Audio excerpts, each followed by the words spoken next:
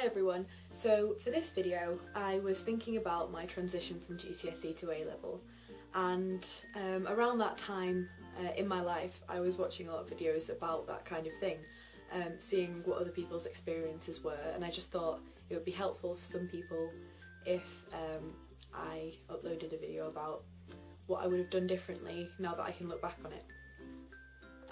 So number one is choosing subjects, and that is definitely the most important thing because it basically shapes what you'll be doing at university if you choose to go, and then in the future.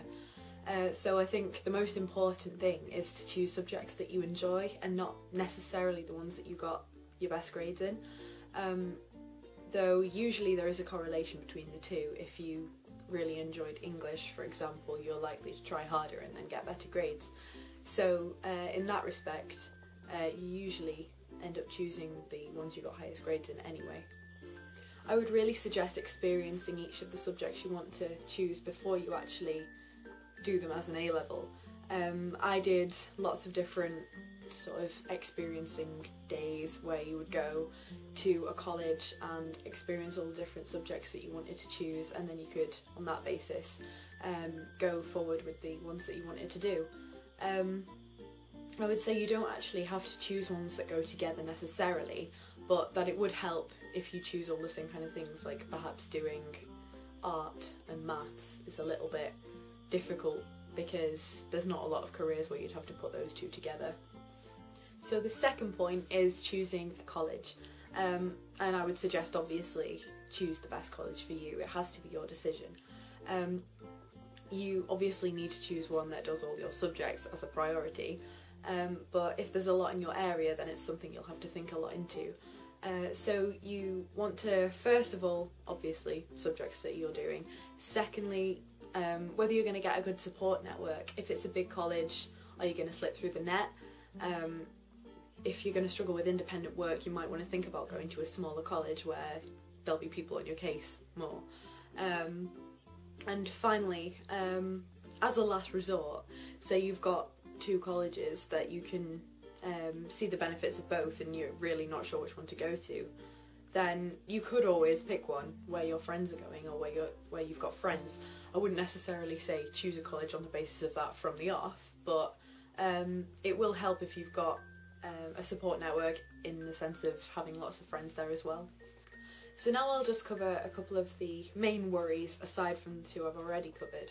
And the first would be university and how am I going to get there from college. So obviously it's a good idea to have a sort of plan, a plan of what you're going to do in the future, but if you don't, that's okay. As you're going through your A-levels you'll probably find you enjoy one more than the other, and obviously by your second year you have to know what you want to do. So it's a good idea to look around, maybe get some work experience and try and decide what you want to do and where you want to go from there. Obviously there is the common misconception that you have to go to university from college. Obviously a lot of people do choose to do that. They do their A-levels as a sort of step up to university, but you don't have to, obviously. You can go straight into work from there, and you could do a course in something or any other further education. You could do an apprenticeship from there, so there's a lot of paths available aside from university. Another common worry is workload and the increase in workload. So for your GCSEs you have to remember that you had, say, 9 or 10 subjects, and you had a workload for each of those subjects, and then you filter it at A-level to 4 subjects. So obviously you are going to have an increase in workload for each subject, but you have less subjects to begin with, so it's not actually as scary as people would have you think. Obviously there is a lot more work to do and you're expected to do a lot more work on your own, which I'll cover in a minute, but essentially as long as you keep on the ball and keep up to date then you should be okay.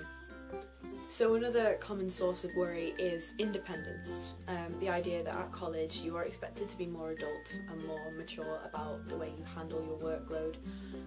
I would say that though this is something that you'll have to step up to, it's also something that can give you a lot of enjoyment, I suppose, because you've got to manage your time your own way. You can choose what you do with it. If you get a job, for instance, you can choose how you're spending your own money. and it's all just really a step up to being an adult, but quite a fun step up, I would say. So finally, a lot of people were quite concerned when I started college, definitely, about the amount of stuff you'd have to buy, about books and all of this, but it's simply not the case. You don't have to buy all your books. You can rent them, I think, and you can borrow different books from different places. If you have definite textbooks for the syllabus for each subject, then I think that is something you'd have to look into buying, but mostly you can get away with the minimum if you have to, but it's always good to buy some books, your own things, or borrow them from the library or something, just so you can do some reading around, because it all comes into this independent work category.